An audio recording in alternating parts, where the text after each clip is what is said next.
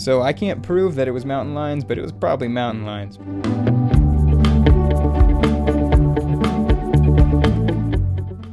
Hey everyone, this is a behind the scenes for the Grand Canyon video I put out a few weeks ago. I'll have a link down in the description for that.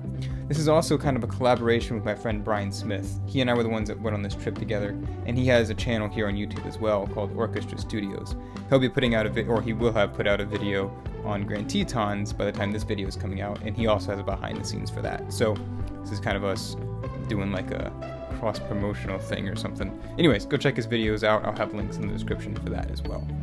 I'm going to break this into two parts. First, I want to talk about the music, seeing as how this is actually a music channel. And then I want to talk about some of the video side of things, because I made actually a lot of mistakes with the video, but I learned from them, so I kind of want to talk through some of that, and then also just generally some of the things that happened on the trip, and how we actually got all the video and planned stuff, and how we synced the video up to the films, blah, blah, blah, all that stuff. So let's go ahead and jump into the actual composition. So first off, here is the Logic project that I built this in. It is a very simple chord progression. So all I really played throughout this whole piece is just a 1, 5, 4, 5, 1 progression that plays pretty much throughout the entire composition. Very, very simple, very bare bones. The only time it's actually any different is right here. This is where we first actually see the Grand Canyon. It has this big sound. Did something a little different for this first part of this little section here. I went 1 to a minor 3 to a 4 and then a 5. And then I went back to the 1, 5, 4, 5 progression for the rest of the piece. But check it out. I think it's very pretty. Minor 3 chords I think they sound so beautiful. And I think it made of this composition, it's not like my favorite thing I've ever written, but I do like that one part where it goes to that minor 3. I'm proud of that little bit. So take a listen to that. I'll show you when it happens. So here's the 1 chord, right? And then we're about to go to the minor 3. I'm proud of it. And I think it's nice because it gives it like musically, because that's the first time we see the Grand Canyon in the video. It's different, right? So it kind of makes that a climactic moment in the composition and in the video. So anyways, also I wanted this composition to sound more like a traditional orchestra than usual. A lot of my stuff I write is very epic, orchestral, cinematic-y kind of stuff, not necessarily this traditional orchestral sound. So I wanted, with that simple chord progression, I had to use a lot of instrumentation to make the music interesting. So I did a lot of doubling, like I have cellos and stuff are doubling with bassoons, which is a very common thing you hear in traditional orchestras. And I was trying to mix together those different sounds, because obviously a cello sounds a certain way and a bassoon sounds a certain way, but if you mix them, you get a really cool sound. So I was trying to do some of that stuff here in this composition, and I even used like timpani and stuff, which I never write timpani into my music. I guess partly because I don't really know how, but I did it for this composition, and I think that gave it definitely more of a traditional orchestral feel. So experimenting with some new instruments and some new orchestration techniques, it was kind of cool. I learned a good bit from it, and I think it ended up making a pretty decent sound. I actually have the original sketch up here, so I have them all muted, but let me zoom in so we can see. So all of this up here, this is all the original composition. Basically, I color-coded everything, so if it's green, then it's the first violin. Second violin is, of course, second violin. There's 2 tracks for it because one's like a short sort of sound and one's a long. I was kind of mixing it together, messing around with that. And then I have the viola and the cello. So this entire orchestral composition is based just off of this. And usually, actually, when I write these sketches, these score reductions, I just do it on piano. But I knew it was going to be pretty string heavy, and I've noticed that for me when I'm writing my music, because I write a lot of my stuff just in MIDI, that if I know it's going to have a lot of string music in it, it's good for me to use a string patch when I'm making my sketch, because, you know, strings have a long sustain, whereas a piano immediately fades out after you press the key, right? So that's what I was thinking here, and that's why I did it all with strings. I also did it like it was a string quartet. That way, if I ever wanted to, I could extract this MIDI and then make it into a string quartet. But one of the things, this is actually a pretty cool trick for if you're writing uh, something like this. What you can do in Logic, and I'm sure you can do it in other DAWs, is if you select all of your MIDI tracks at once, you can go into the MIDI editor and you can see all of the MIDI that's happening. So this is really useful because when you write in MIDI, oftentimes you can't, there's mistakes you won't notice that you would notice if you were writing in like a notation software. So what you can do here is you can take a look at your MIDI and make sure none of your notes are too close to each other or are clashing, or make sure like this is my second voice, right? I don't want my second voice to go above my first voice. That doesn't make any sense. So when I had to do a lot of arranging. I made my sketch and it sounded pretty okay, but then when I actually looked at it in this, when I selected all my MIDI, I noticed some of my notes were kind of clashing, or there was like a minor second interval somewhere that I wasn't really hearing. So when you're able to look at it this way, with this big piano roll, it helps you kind of edit your music and make sure it sounds more polished and professional. So once I had a pretty solid sketch, I pretty much just took all of that and expanded it into the full orchestral composition you see down below. Everything's still color-coded the same way, so if it's green, for example, it's still what it would have come from originally, the first violin that I had written up here in the sketch. And then all the other things are color-coded, blah, blah, blah, you get the idea. But that's how I was able to expand everything out. Because really, when you're working with an orchestra, there's not much more than like 4-ish parts, maybe 5 things happening. If there's more than that happening at once, it's too much. Like, you can't even tell what's happening. So really, that's all you need. If you can write a sketch, you're pretty much good to go. Like I said, a lot of this stuff is doubling, like bassoon doubling cello or viola or something. Like a lot of it, that's pretty much all it is. The only stuff that I really added in was the percussion. So timpani, I have some crashes and little swells, and then like this Darwin percussion, which is like a bass drum basically. And then I added in a little bit of brass stuff. So like the horns are mostly just like pads basically. They're just kind of playing these big chords that kind of fill out the sound, and then the trumpets are just doing a little trumpet call. So it's mostly textural stuff. Like you could take it out and it wouldn't make a huge impact overall on the progression. And all that being said, I'm pretty happy with the composition overall, but there's some things I actually I edited most of the video and did all the music in about a week, which was a little bit fast to come out with something really polished. So it's not perfect. There's a couple parts that I think are kind of corny, like this little ba ba ba thing. I don't know how I feel about it, but whatever. It's cute.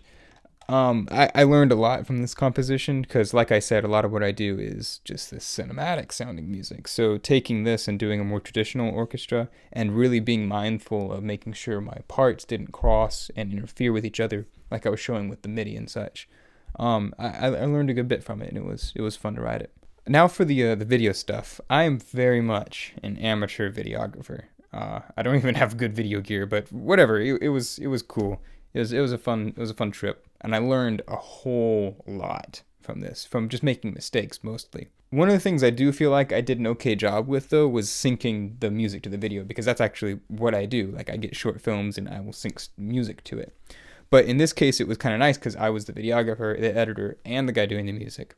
So I was able to edit the film in such a way that I knew the music was... I tell you, what I did was I dropped all my films into my editing timeline. I edited my film until it was about 3 minutes of like good video, good footage, or pretty good footage. And then I dropped it in, and I knew that I was like, okay, I got to make a 3-minute composition, and I know the Grand Canyon is going to start being viewed at this point. I wrote the music, and then I dropped the music into my video. And then after that, I kind of re-edited the video a little bit, just so that it was like perfectly lined up with the music. So it was kind of cheating, right? Because usually when you get like a short film, you just have to score to that film. It can't be changed. The edit is done. But in this case, I had a mostly finished edit. I scored the music, and then I edited the film itself to the music. So it was a little tricky, but it ended up resulting in something that I thought sounded pretty tight overall as far as how the music related to the video. So for the video itself, I made 2 big mistakes. One was my frame rate choice, and the other one was just the types of shots I got. I didn't get enough establishing shots. So for the frame rate, we actually did a couple before we went on this trip. We live in South Carolina, so we just went up into the mountains, and we shot some video at some of the national forests up there, and I shot in 60 frames per second. And that worked out great, because shoot at 60, you can slow it down to 30, right, and then it looks like it's in slow motion. It looks really smooth and cool. Anyways, they shoot movies and films at 24 frames per second. second. So I thought it would be cool to shoot at 24 frames. Well, I shot all of Grand Canyon at 24 frames, and then Arches National Park at 24 frames. And then when we got to a Super 8, where the fire alarm went off at 2 a.m. in the morning, that's a whole other story. But when we got there, I offloaded my video, and I noticed that the 24 frame thing wasn't working too well. So this video was actually kind of salvaged. And Arches is going to be the same way. I didn't have as many good shots as I'd hoped. Whereas if I had shot it in 60 frames per second, it would have been a lot better and I would have had more usable footage. So I started shooting 60 at the next two national parks. So Grand Tetons and Yellowstone will be a lot better. But I hope it'll be a lot better. It at least will look a little bit better because of the frame rate situation. As far as establishing shots, so what an establishing shot is, if you're not familiar, is like in a movie or something, whenever you go to a new place, like if you go to a new city, it'll show a big shot of the city. So you'll be like, oh, okay, we're in New York City. And then it will show all the stuff that's happening like in the streets, right? That way you know where you're oriented in space and time or whatever. So at the Grand Canyon, one of the really cool things that I didn't know was at the Grand Canyon is there's like a village all around the Grand Canyon. And there's like a general store, there's cabins, there's these cute little shops, there's restaurants, and it's super cool. And I got a good bit of video of the places there, and I was really happy with it. But I didn't have any good establishing shots, like large angle shots of the area. So like it would have just been random. It would have been like, hey, here's some train tracks, and here's the Grand Canyon, and also here's a random building. There wasn't any context for it, so I kind of shot myself in the foot in that respect, because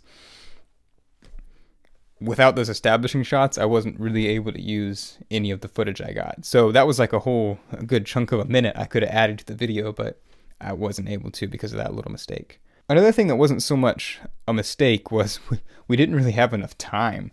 So we actually got an additional like half a day because we got there earlier than we thought we were going to. And so, but we really only had about a day and a half at the Grand Canyon, which was cool and all, but we just didn't have time to shoot everything that was there. There's so much. There's so many areas you can shoot around the rim of the Grand Canyon, and there's even a trail. It's like a 7-mile trail, which would have been super cool. I mean, you can see it in this picture. So you go down this trail, and then there's another outlook down deeper into the canyon even. But what's so cool about it is if you're down there, I bet I don't know. We didn't go down there, but I imagine you'd have to look straight up to even be able to see the sky. It would just be Grand Canyon all around you. So it would have been super cool to go down there and get a video of that. But a 7-day hike, that's just there, and then another 7 back. That's a whole day event. Plus, it's in the middle of a desert. So, we didn't get quite around to doing that. So, anyways, point is we didn't exactly have enough time to cover as much as we would have liked to at the Grand Canyon, but whatever. What are you gonna do? We were on a tight time frame. We were seeing probably too much for the amount of time we allotted for this trip. That's not to say all the footage was bad. We actually got really lucky. Like with that elk shot, we were just sitting at our campsite, offloading some videos or something, and then this elk walked within about 15 feet of us. We didn't notice it at first because it was so quiet. And then all of a sudden, Brian was just like, oh my gosh, look. And I turned around, this elk had walked right past us. And we were quick enough and actually able to get some shots of it. So that was super cool. And it definitely lucked out there.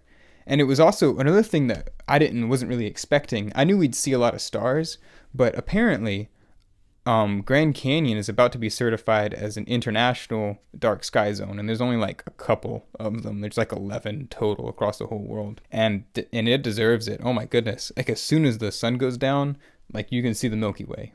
You can see the Milky Way. It's crazy. So we were able to get some night photos, which was kind of cool. And I didn't do a great job shooting night photos. I don't know much about it, but I learned a lot from it, and it was a pretty cool experience. But this is I'll end with this little story. Where we were taking these photos there's kind of two main outlooks and they have about 3/4 of a mile distance between them. So during the day, there's people all over the place. So we had gone in between those two lookouts. So we were about half a mile-ish away from any parking lots where we were. And there were still people all over the place during the day. But it was nice because there was less. So we were able to just kind of do our thing. So we were hanging out in this spot, getting all these shots. We stayed there through the evening. And then we got sunset, and people were starting to be less and less around at that point. We were like, let's just stay, and we'll shoot the stars from right here because we're already set up. Well, at this point, there is nobody. There's not a soul out there. And we're shooting these night photos. Super cool. Having a good old time. And then we decided we're going to head on back. So again, we're about half a mile from our car. And we start walking back in the pitch black, completely alone on the Grand Canyon. And as we're walking along, I got the flashlight going and I see eyes, animal eyes, off in the bushes. And I go, whoa, Brian, stop, there's eyes over here. And we look at it. And at first I'm like, it's like deer or something. But what it did was the eyes got low down to the ground, sort of like it was hunting. Now, there's a lot of deer where we live. And what happens when like headlights or a light hits a deer is a deer does this. It's like, whoa, there's light. And it stands up and it's like on guard. Now, I don't have much experience with mountain lions, but in all the documentaries I've seen, they kind of get down like they're going to pounce on something, like they're hunting. And that's what those eyes did. So I can't prove that it was mountain lions, but it was probably mountain lions. So we backed up. We started walking backwards and kept the light on them. And then we had to like walk all the way around to the car, which took forever. We ended up walking like a mile in the dark, walking back to back with flashlights, trying to walk up this random road so that we could get back around to the car. It was it was fun. It was an interesting experience. So there you go. That's our trip. Be sure to go check out Brian's video. He'll have put it out a day or two before this one comes out, and he'll also have his behind the scenes video out, so you can go check out kind of some of his take on some of the things that happened during the trip. In the future, we'll both be posting more videos from the other parks we went to, along with music for them, and I'm sure we'll do some more behind the scenes stuff. We might collaborate on something and talk about more from the trip. I don't know. We'll see what happens, but stay tuned and definitely check out Brian's stuff. He has some really good theory videos too. So if you're one of the 3 or 4 people that actually regularly watch my videos for the theory content, go check out Brian's stuff. He has some really good theory content, and he puts it out in such a format that's like really quick and succinct. It's a lot better than what I do. So go check it out. And that being said, I will see you guys next week.